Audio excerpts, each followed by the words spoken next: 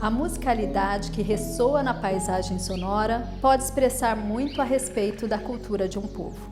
A paisagem cineira, caracterizada como paisagem sonora, representa o espaço acústico, onde a sonoridade transmite diferentes interpretações de memória, de comunicação, de tempo e espaço. Uma arte musical compõe a linguagem dos sinos, correspondente à religiosidade e aspectos da vida sociocultural, criada inicialmente como forma de expressão de poder, controle social, transmissão de informações e reproduzida até hoje pelos sineiros.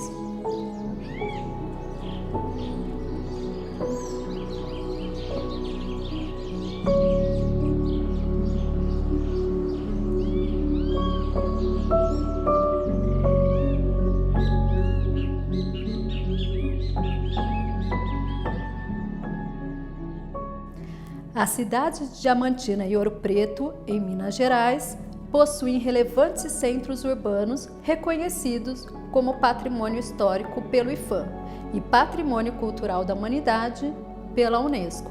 O processo de salvaguarda continuou e no ano de 2009, o toque dos sinos e ofício de sineiro, recursos imbuídos na memória coletiva de 9 cidades barrocas mineiras, receberam do IPHAN o registro de patrimônio cultural e material como bens intangíveis, respectivamente nas categorias saberes e formas de expressão, como referência para a preservação do saber histórico nacional.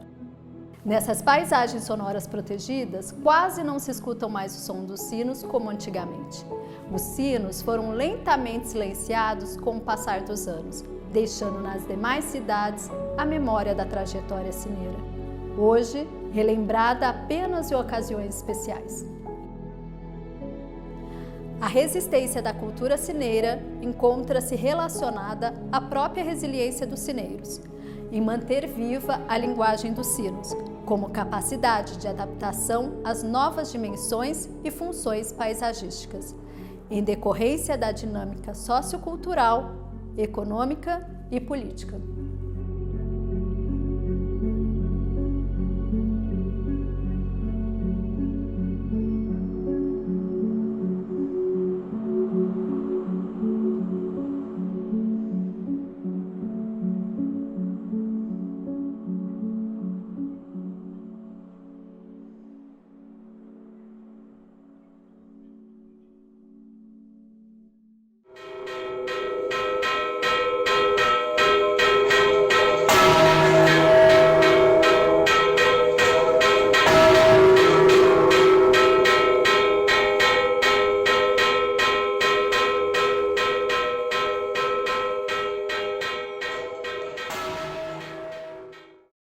Os sinos apresentam várias características que o compõem, né?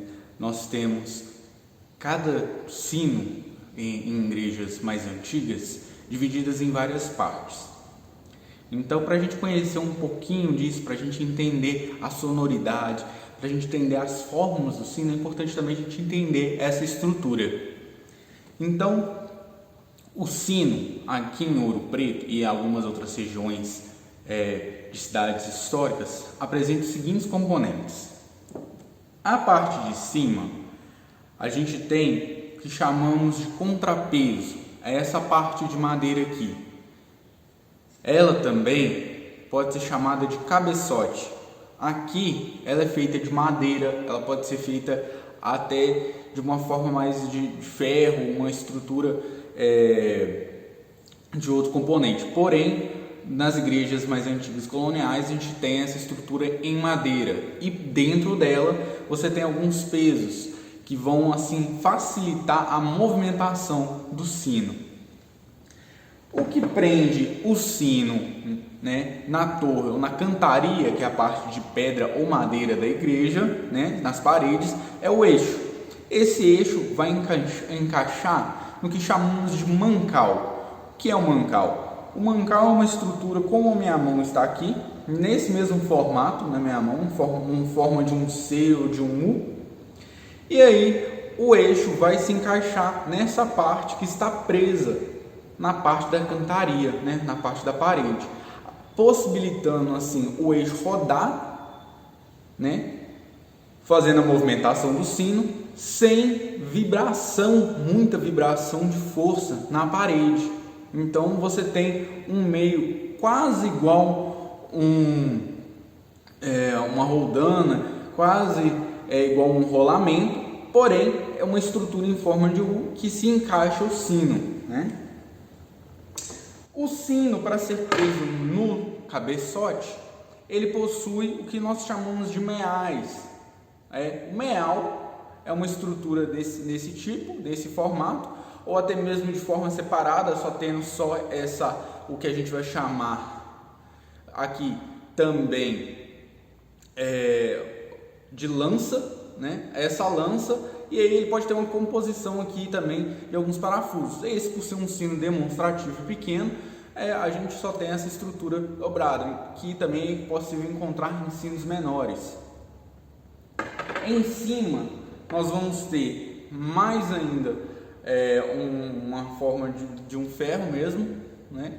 Como se fosse um apoio para fazer pressão no encaixe dos meiais, para o sino ficar preso junto ao contrapeso, cabeçote, e não ficar fazendo tanta força sobre o eixo, para não ter um envergamento. Imagina ter um peso concentrado só no meio aqui. Possivelmente com os anos, essa barra de ferro que a gente chama do eixo, ela pode se entortar. Então o cabeçote distribui uma forma mais uniforme, né? Distribui o peso uniformemente aqui em cima do eixo. Agora vamos para o sino propriamente dito. O sino, ele possui algumas partes que são bem interessantes.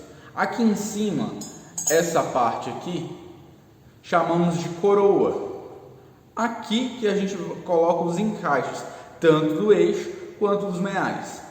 Nessa parte aqui, onde é o corpo do sino, nós temos aqui a gente vai chamar de corpo de sino, e aqui na parte de embaixo a gente tem a bacia do sino, que é justamente essa boca dele. É interessante, um ponto interessante para a gente entender, que graças à sua altura e o diâmetro da sua boca, nós temos a sonoridade do sino. Ligado também a isso, nós temos a sua espessura. Se o sino é muito espesso, muito alto e bem largo aqui, possivelmente vai ser um sino mais grave, mais pesado. Porém, se ele pode ser alto, a boca pode ser um pouco maior, e ele for um pouco menos espesso, o sino dá um tom diferente. Então, assim a gente tem a composição do sino. Por fim, temos aqui o badalo, que é preso na ponta, lá dentro, na ponta da coroa, na parte interna, e aí ele dá essa movimentação de sonoridade. O que nós podemos entender disso tudo é que graças a essa composição nós temos a sonoridade. Cada sino é afinado de uma forma, respeitando as escalas musicais. Então, uma torre, por exemplo, ela pode ter toques melódicos que vão compor a partir de notas musicais. Um sino afinado em Mi, outro sino afinado em Dó, outro sino afinado em Sol, né? A gente tem alguns arranjos, algumas harmonias nas torres.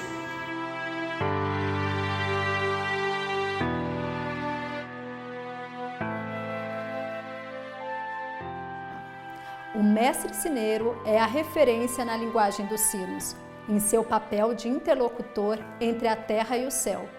O sino, como instrumento musical, difunde a comunicação de forma cênica, envolvendo a sonoridade dos significados representativos no imaginário das pessoas.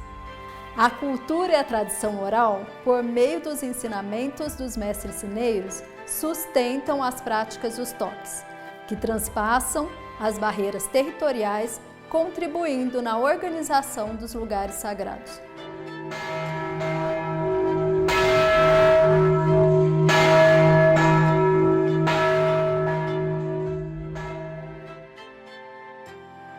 O ofício de sineiro era exercido, em sua maioria, por homens negros.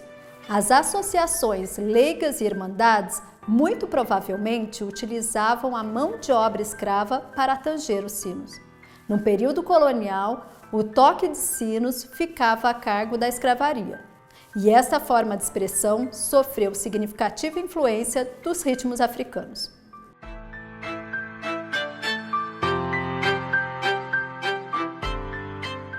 Voltando para a estrutura, se a gente fosse montar um sino, vamos montar esse sino aqui, por exemplo.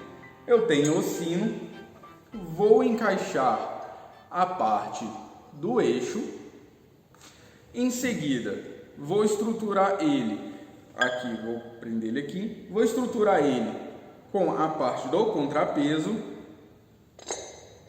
tá vendo? Porém ele vai ficar solto, então há necessidade dos meiais. Então eu vou encaixar um meial aqui para entrar, um meial do lado direito, um meial do lado esquerdo, encaixado. Olha, o sino já começa a tomar forma. Assim, a gente também coloca a estrutura que prende para suportar a pressão do sino.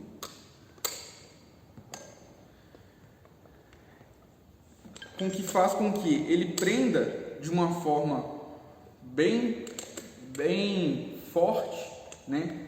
Toda essa questão da encaixar o sino, a parte do cabeçote, junto com o eixo, junto com o cabeçote. Então, é o todo. Então, se a gente prende, tem sempre bem preso, e é uma parte bem simples, nada muito engenhoso, né? Mas muito funcional. Caso, por exemplo, isso venha se soltar durante um toque, o sino para de tocar imediatamente e pode acontecer um acidente. Então, por fim, é colocado as porcas. São porcas mesmo, simples. A gente vai colocar aqui uma porca, segunda porca,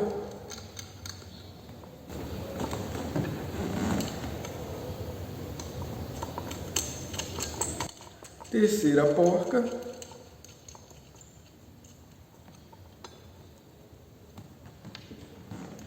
e a última porca. Há sinos que possuem 8 até 10 conjuntos de porcas. Esse aqui, por exemplo, possui 2 conjuntos, né, de 2 porcas. Assim, o sino fica preso, facilitando então, no caso, né, a gente tendo aqui agora a movimentação. Ele pode movimentar. Com isso, nós temos os toques.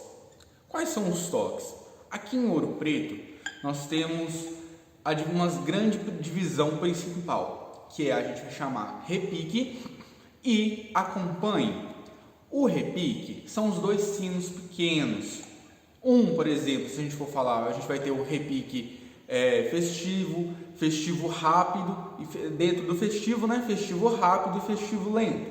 e a outra divisão chamada de acompanhe, que vai ser o acompanhe pode ser rápido ou pode ser lento.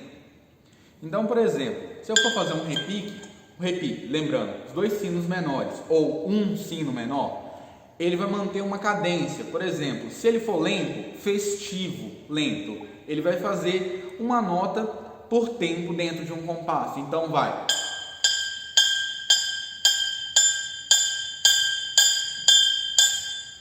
Aí, por exemplo, se ele for rápido, esse mesmo sino pequeno em um repique rápido, ele vai aumentar a cadência de uma velocidade, fazendo com que fique dessa forma.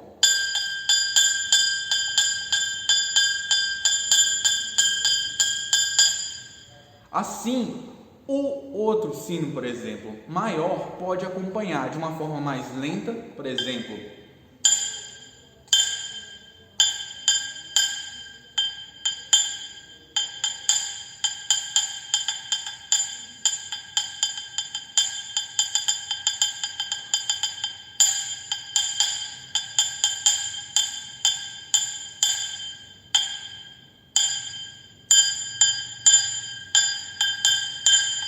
Ou então ele pode acompanhar de uma forma mais rápida.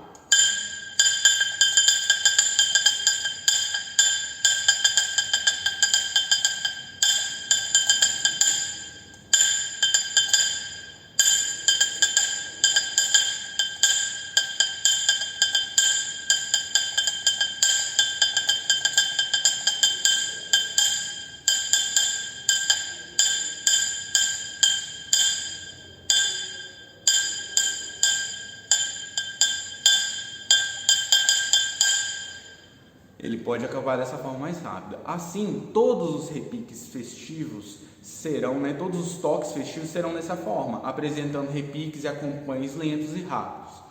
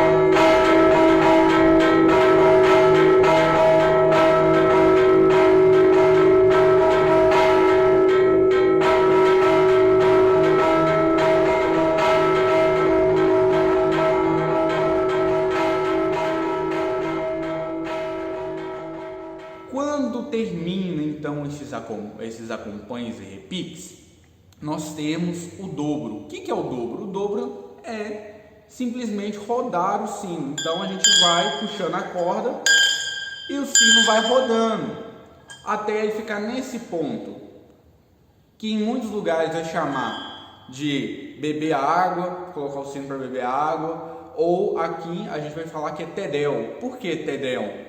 Porque existe um canto religioso de louvor em latim chamado tedel, que ele compõe por uma única badalada no sino, só que essa badalada é com o sino rodando. Então, por exemplo, o padre vai cantar lá dentro, há um sinal dentro da torre, e aí o sineiro que estiver lá, ele vai soltar o sino e vai colocar ele de novo de tedel ou de beber água. E aí a sonoridade ao rodar dá uma única badalada. Então, por isso é um nome.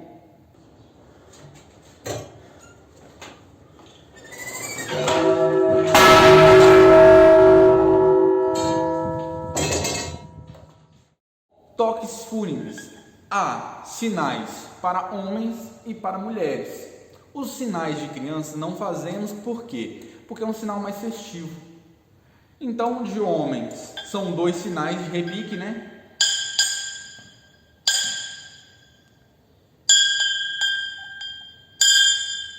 E o de mulheres são esse mesmo sinal, porém 2 vezes. E aí depois vai a mesma coisa, o dobro liso.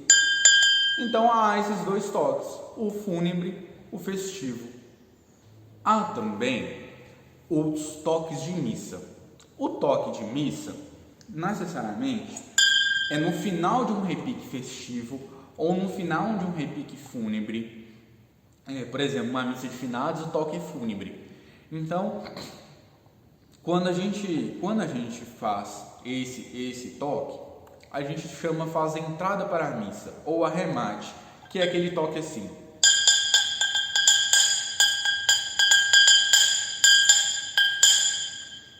Aí o sino grande vai repetir isso e na última vez ele vai fazer.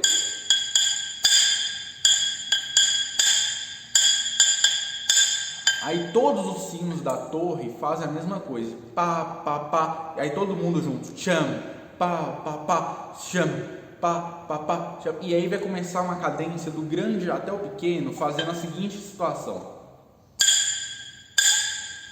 Aí há uma pausa. Aí de novo. Aí uma pausa. Mais uma pausa. Aí na terceira vez começa a fazer aumentar a velocidade das badaladas.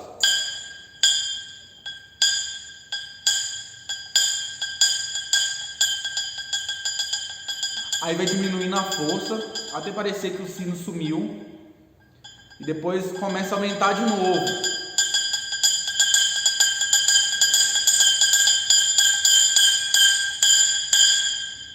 Aí novamente faz o que a gente vai chamar de crescente, até mesmo porque exatamente, o pensamento é ligado a muita partitura música, porque o sino também é um instrumento musical. Então volta na crescente, ó.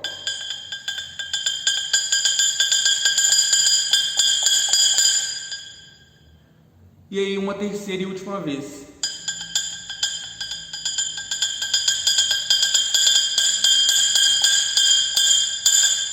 E aí a gente dá entrada para a missa, né? A parte que é o arremate, que a gente chama, que vai avisar que vai ter missa.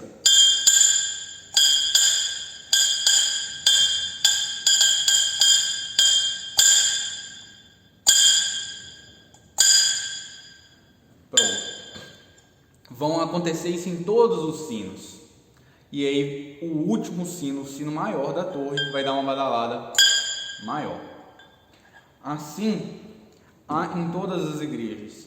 Em Ouro Preto também, em dias de festa, por exemplo, a festa da padroeira, existem várias igrejas tocando o sino ao mesmo tempo e há essa comunicação, né? Muitos vão falar que é sinerata, a gente pode fazer um toque de homenagem. Então é um toque festivo, mas sem essa entrada de missa, né? É só uma entrada simples. O que é uma entrada simples? Ela pode ser curta ou pode ser longa.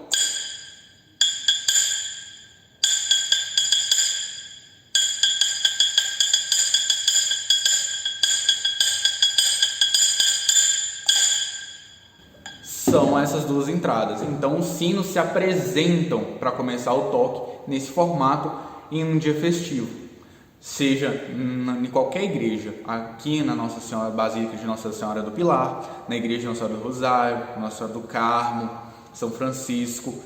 Todas as igrejas vão se apresentar nesse mesmo toque, que é aqui um toque tradicional aqui em Ouro Preto. Aqui na torre, nós temos, na igreja de Nossa Senhora do Pilar, em Ouro Preto, nós temos 2 sinos, são mais tocados, né, na torre, para quem está de frente para ela, ao lado esquerdo. Nós temos o sino chamado Jerônimo. Todo sino tem nome, né, eles são batizados, então possuem nomes. Por eles possuírem nomes, então a gente chama eles pelo nome. Então esse sino maior aqui, a gente chama ele de Jerônimo, né, referente a São Jerônimo. E aqui a gente temos um outro sino. Infelizmente esse aqui a gente não tem um nome específico dele, porque já faz muitos anos. Então a gente sabe que ele é do Rosário, então ficou do Rosário mesmo. Então a gente tem aqui o do Rosário e aqui a gente tem o São Jerônimo. Os sinos, eles são batizados porque eles trazem esse sinal de comunicação, igual eu falei, para saber se é missa, se é toque de festa, se é fúnebre. Então eles têm essa importância da comunicação. Então os toques servem para isso. Então, por exemplo, o repique lento que eu falei, o repique lento é aquele.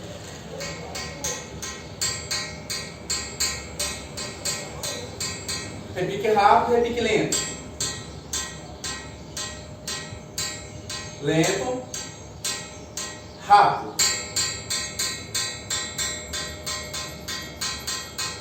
E o acompanhe, seja ele lento ou rápido.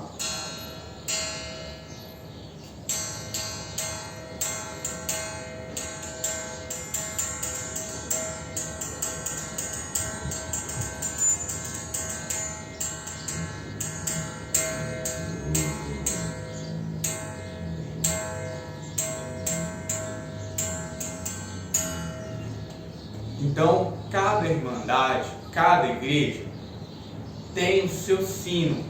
Por quê? Para comunicação. Justamente como eu disse, por exemplo, aqui esse sino é dedicado ao sino do Santíssimo. Ou seja, além dele ter o nome de São Jerônimo, nós sabemos que ele pertence à Irmandade do Santíssimo, à antiga Irmandade do Santíssimo. Hoje a gente sabe que ele é pertencente somente à Igreja do Pilar e à paróquia, né, da Nossa Senhora do Pilar, porque a gente não existe mais a Irmandade do Santíssimo propriamente dita, só em épocas de festa. A torre é bem alta, nós podemos ter aqui uma visão ampla das outras igrejas pertencentes à paróquia, assim como também a cidade. E aí a gente tem grande presença de vento, chuva, intempéries, que também podem, por exemplo, presença de pombas, que também podem dar uma sonoridade diferente ao sino. Um sino rachado, como esse aqui do lado aqui, a sonoridade dele muda. E não tem outro conserto a não ser a refundição ou a réplica dos sinos. Então aqui em Ouro Preto a comunicação toda religiosa também é feita através dos sinos.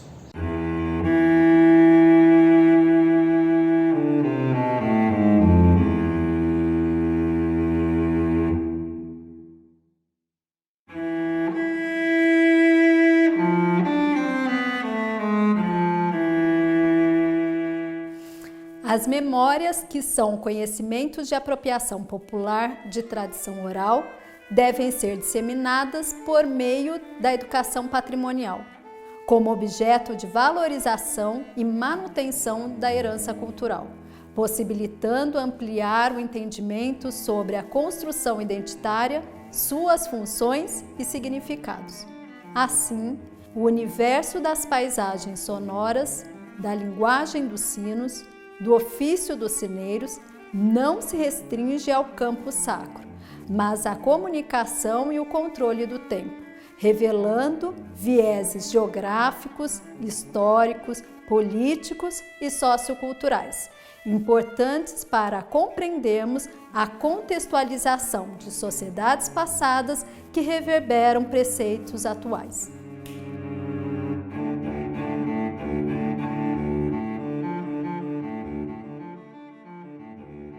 O aldeão. Ó sino da minha aldeia, dolente na tarde calma, cada tua badalada soa dentro da minha alma, e é tão lento o seu soar, tão como triste da vida, que já a primeira pancada tem o som de repetida. Por mais que me tanjas perto, quando passo, sempre errante, és para mim como um sonho, soas-me na alma distante. A cada pancada tua, vibrante no céu aberto, sinto mais longe o passado, sinto a saudade mais perto.